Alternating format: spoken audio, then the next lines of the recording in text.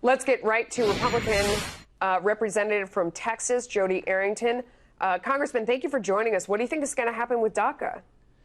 Well, first, let me say, big West Texas, thank you to our heroes, our veterans, and freedom fighters. God bless y'all. And on this issue, I think what will happen is it'll either be ruled unconstitutional in the first place, that's the sort of essence of DACA would be unconstitutional, or the president would have the authority to rescind that by executive order. So either way, I think that this perverse incentive that's drawing people to this country illegally, that's part of the chaos that we're seeing, will be stopped. And this president, I don't think anybody would question, is absolutely committed to securing the border and stopping illegal immigration, one of the top issues he ran on in 2016. It does seem frustrating to people back home that legislators are there to make the law. This is a series of laws that is without question broken.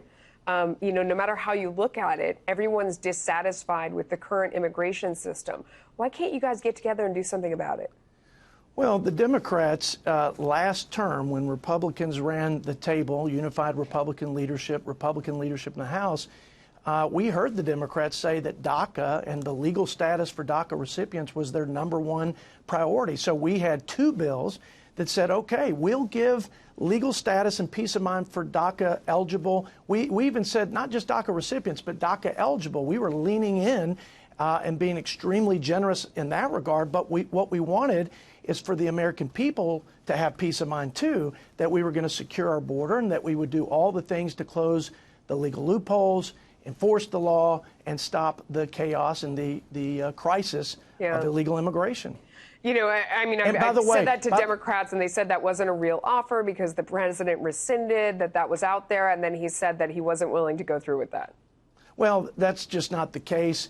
I voted for one of those, the stronger border security measure. We didn't get a single Democrat to support it. And then the Democrats come, while they have the majority, and they pass what is effectively amnesty for almost 3 million folks who are here illegally with no regard, no measure, no provision for border security or these legal loopholes and the magnets that are drawing people. So there's no real effort to stop illegal immigration. I think there's a deal to be made between both sides. Oh, sure. There's a deal to be made because both sides want something and both sides have something to give. That's the recipe for a deal. Right. Let me ask you, how does the ambush killing that we were all watching south of the border of Americans, how does that impact the conversation, or does it, over immigration?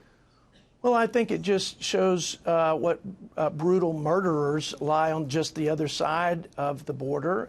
The drug cartels have been empowered by the lack of border security and the lack of effort by Democrats in Congress to do anything to stop illegal immigration. So they're not just trafficking drugs now, they're trafficking people, and that's a huge line of business. And so I think we've given them more control over the border, and I think everybody knows how unsafe it is in northern Mexico, but these things are bleeding into this country, infecting our citizens. So more has to be done, and looks like the president is doing more and having more productive headway with Mexican officials than he actually is with Democrats in the United States Congress. Are people in Congress, are they having conversations about that? I mean, because it's a huge news story, obviously, the ambush murder. But are people in Washington talking about it, or is it just kind of, one of many things that's going on?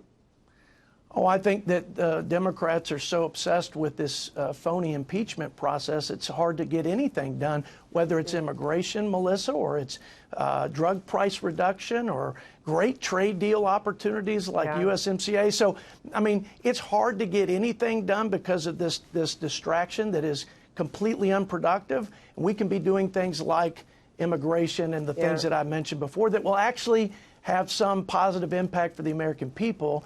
Well, instead of weaponizing congressional oversight every day. Well, maybe when everybody gets together for impeachment, you can ask them to just quickly, raise of hands on USMCA. We could get moving on that, Congressman. Yeah, absolutely. Thank you. Appreciate it. Thanks, Melissa. Good to be with you. All right.